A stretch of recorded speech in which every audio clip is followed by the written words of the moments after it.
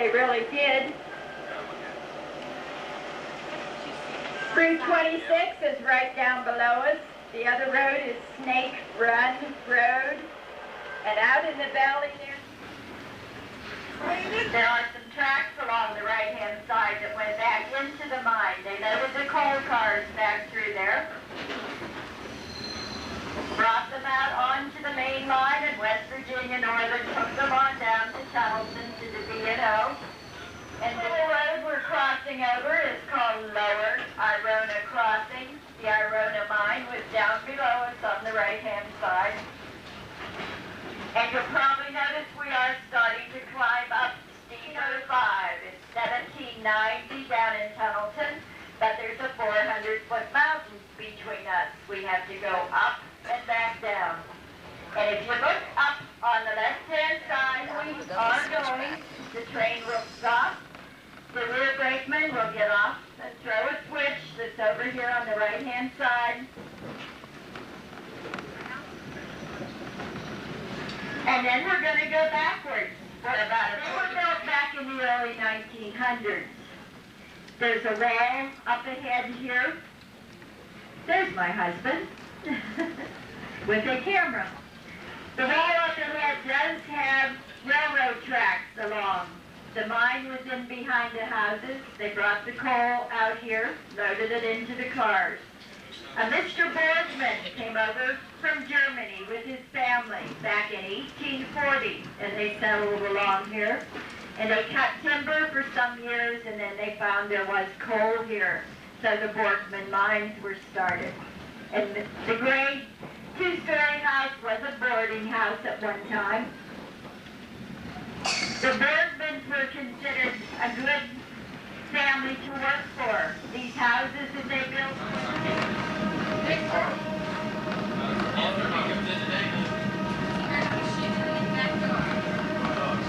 This is downtown Houseville, and this is Bird Creek Crossing. And if we went down the road 5 or 6 miles, we would run onto Route 92.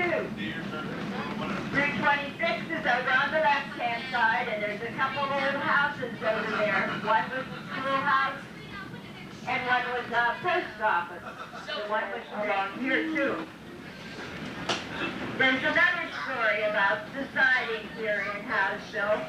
Back in 1979, the railroad took a hopper car full of fertilizer up to Kingwood.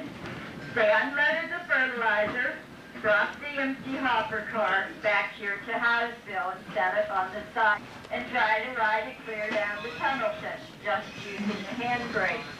So they did that. The car got going a little bit faster than they could control, and they jumped off, and it went on by itself.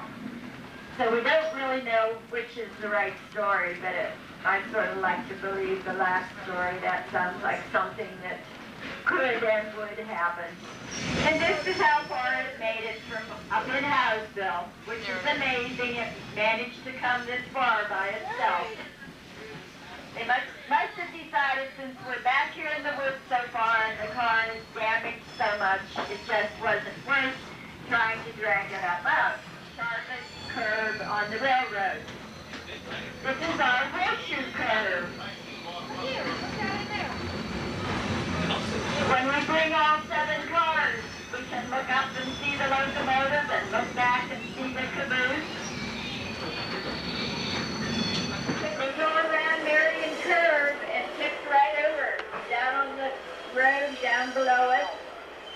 The coal cars all fell on top of the locomotive. The engineer, the accident. Other times they would come around this curve a little bit too fast and tip a coal car over. So if you lived in Tunnelton, this was a good place to